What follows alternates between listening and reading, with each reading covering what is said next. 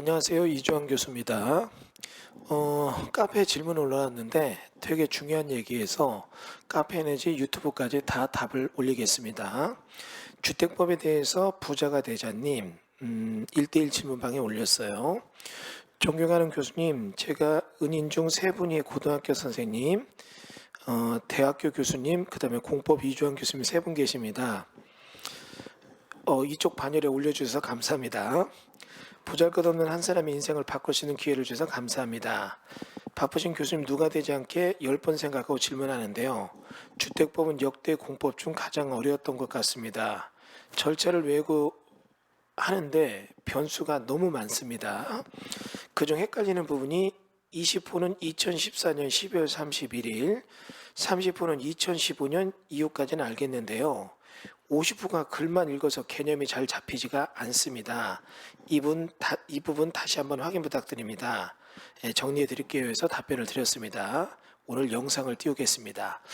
여러분, 경매물건을 투자하다 보면 만나지 말아야 될 게 주택법이에요. 과거 국법. 근데 이제 이게 주택법으로 풀리는 게 신법적으로 넘어와서 신법은 굉장히 잘 풀려요. 근데 이게 신법에서 또 헷갈리는 게 뭐냐? 혼돈되는 게 이게 주택법인지 건축법인지 이게 헷갈리는 거죠. 그래서 오늘 주택법에 대한 얘기 설명드리면 과거 국법과 현재 신법 그리고 신법이 분화된 얘기를 정리해 드리겠습니다. 자, 지금 보면 일정 집을 질 때 숫자가 넘어가면 주택법 적용으로 넘어갑니다. 근데 주택법의 구법은 20호 이상을 짓게 되면 주택법이다. 그래서 빌라가 있는데 또는 조그만 5층짜리 아파트가 한 동 짓다 부도가 나면 토지만 나와서 법치권의 문제를 해결한다. 문제가 될 수 있는 게 뭐냐? 그 집 짓는 숫자가 20호 이상, 20가구 이상, 20세대 이상이라면 이거는 주택법이었어요. 그리고 국법은 주택법으로 딱 가는 것은 굉장히 문제가 복잡해요. 이게 문제가 복잡해서 풀기가 어려워요. 근데 여러분 여기서 이제 그 얘기 어떻게 푸느냐, 뭐 아주 어렵게 푸느냐, 못 푸느냐 이런 것까지 시간은 없어요. 그냥 주택법 국법 20호 이상 집을 짓거나 1만 미터 제곱 이상 대지종 사업하는 주택법 승인 부지는 피해라. 이 얘기는 기억하셔야 돼요. 근데 이거는 이제 대지조성 사업 얘기는 빼고 집 짓는 숫자인데 이게 지금 국법이 다시 어떻게 해요? 쭉 지나서 신법으로 나눠집니다. 그리고 이런 신법은 문제 해결이 그래도 상당히 쉬워요.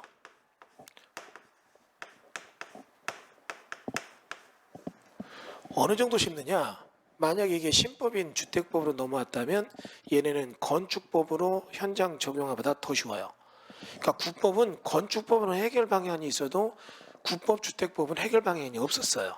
그런데 신법이 딱 되면서 신법에서는 주택법에서 문제 해결을 해줍니다. 어떻게 해요?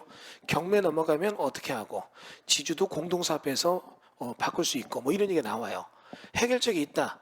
여러분이 혹시라도 더 공부하고 싶다는 분들은 교육상담 받으셔야 됩니다. 그러니까 이제 주택법 신법은 건축법보다 쉽다는 얘기예요. 주택법 국법 적용의 현장은 건축법보다 어려운 게 아니라 아유 굉장히 어려워요.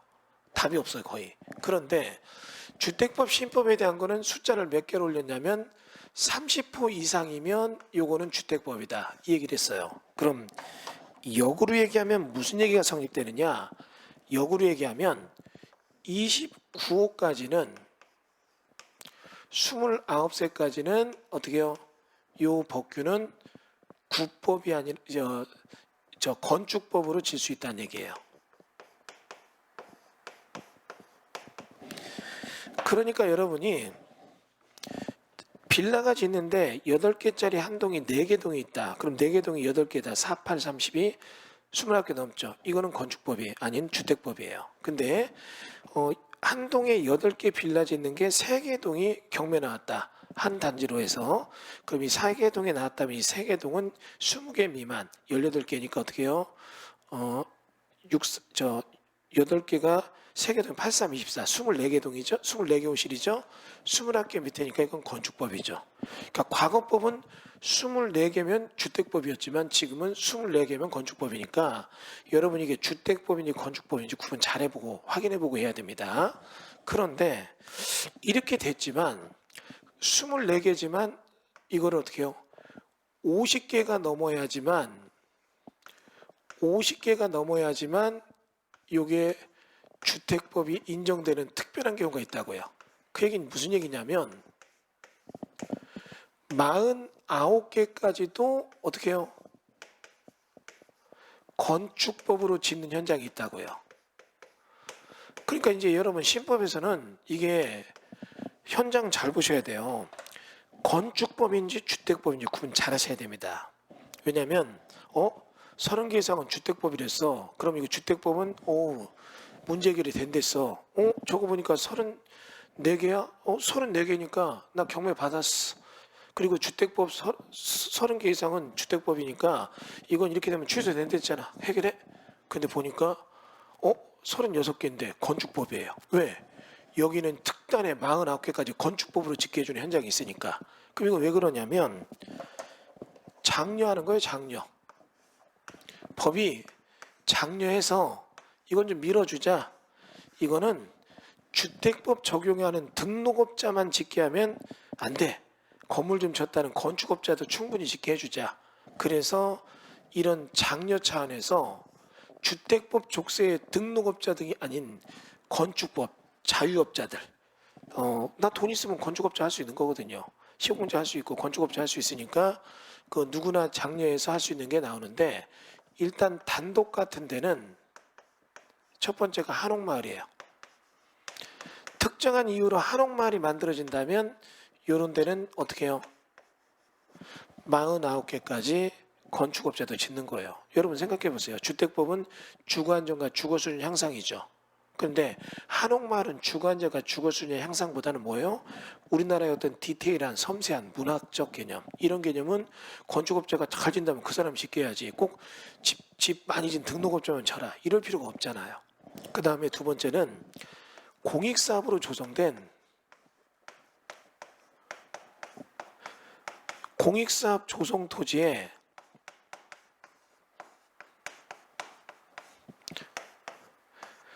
단독주택을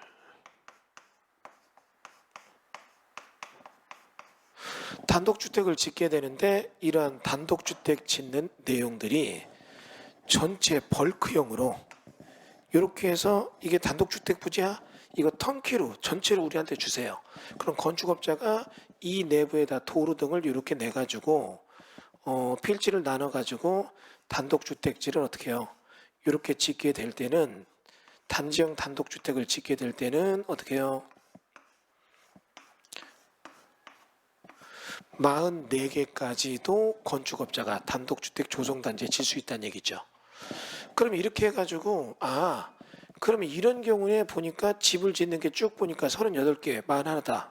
이거 주택법이네? 그렇게 보지 말라고요. 여기가 예를 들어 동백지구에서 있게 되는 그런 땅에 예를 들어서 한 2,500평을 업자에게 턴키로 그냥 딱 팔아요. 그럼 LH도 편하죠. 2,500평 니네가 팔아서 알아서 단지 조성해. 그럼 이거 단독주택 멋있게 조성할 때 그런 얘기입니다.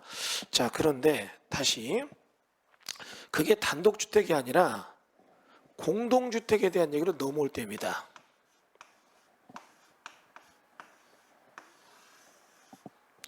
자, 우리가 지금 보게 되는 공동주택에 대한 개념으로 넘어가게 되면 공동주택에서 요거를 가지고 언제 할 때 49개까지가 그냥 질 수 있느냐, 요 부분에 대한 얘기죠. 이건 뭐냐면 여러분 알고 있는 단지형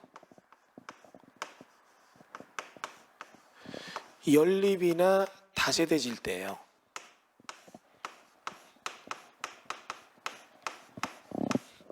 자, 너무 깊게 가면 어려우니까 얘기해 볼게요. 지금 보면 땅이 이렇게 도로가 있는데 옛날에 만들어진 땅이다 보니까 이런 식으로 땅이 있다는 얘기예요. 그럼 이 땅에다가 집을 져야 돼요. 근데 연립주택, 서민들을 위해서 연립주택을 쭉 지려고 보는데 요거를 지려고 딱 보니까 지금 여기 지려고 보니까 이런 다세대나 연립주택 질 때 한 동에 하나, 둘, 셋, 넷, 다섯, 여섯, 7개예요. 7개에 6개 호실씩 지은다면 42개죠. 그러면 30개가 넘잖아요.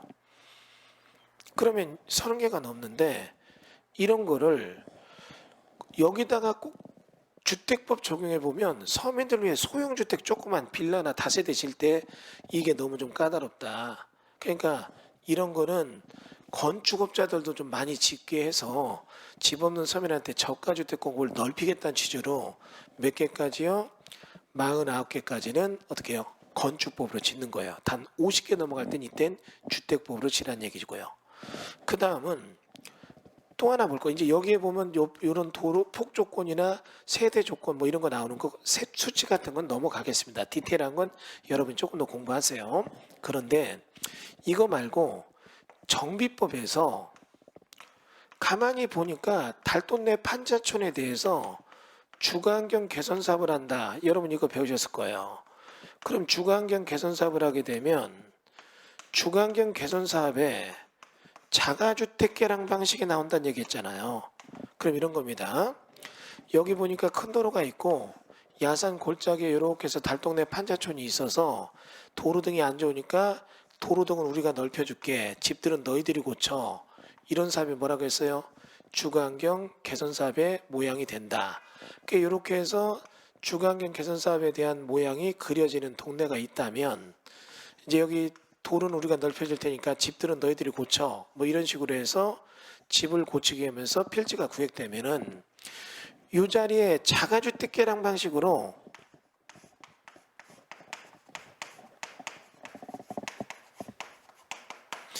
자가주택 개량 방식으로 이걸 짓는 거예요. 그러면 자가주택 개량 방식으로 지을 때 우리들 여기 구획 정리 안 된 이런 땅들이 달동네 판자촌에 있어서 집들이 있었는데 보니까 요 블록에 도로 등은 다 기반시설 넓혀주고 집들은 우리가 줘 이러니까 업자 하나가 과감하게 나서 이걸 전체 매입해서 여기를 싹 헐고 여기다가 연립빌라촌을 잘 만들겠다. 주거환경 개선 사업으로 집을 짓겠다. 이럴 때는 여기 30개 넘으면 주택법에 이러면 진짜 돈 있는 업자들이 못 들어오잖아요. 이건 장려를 해줘야 되니까 이때도 몇 개를 해준다? 49개를 해준다. 그럼 이런 현장을 업자가 짓다가 딱 짓는데 딱 49개까지 짓고 있는데 부도가 났어요. 그래서 이게 경매가 나오면 여러분이 이거를 건축법으로 풀어야 된다는 얘기죠. 그리고 어떻게 해요? 토지가 나왔고 건물이 나왔고 착공이 됐다면 어떻게 푸는가? 이걸 보는 건데 이게 만약에 일반 연립 단지형 연립 다세대가 아니라 만약 이런 것들이 그냥 다세대가 졌다. 그럼 이거는 주택법 적용으로 진 데들이 있다고요. 그럼 주택법 적용으로 진 것들은 어때요? 숫자가 30개 넘으면 주택법이니까 문제 해결이 쉽다는 얘기죠. 그러니까 여러분 이겁니다. 주택법인가 건축법인가 보고 여러분이 공부했던 주택법 경매물건 푸는 방식과 건축법 경매물건 푸는 방식을 각각으로 도해서 봐야 된다. 이것도 여러분이 기억을 해 주시기 바랍니다. 자, 이렇게 해서 우리가 카페에 나왔던 질문 주택법인가 건축법인가 요거 내용 정리해 봤습니다. 자, 혹시라도 이해가 안 되면 다시 질문해 주시고요. 혹시 이 영상 보시고 뭐 이거 좀 더 공부하고 싶다 이런 분들은 교육 문의 전화 010-8712-5066으로 전화해 주십시오. 감사합니다.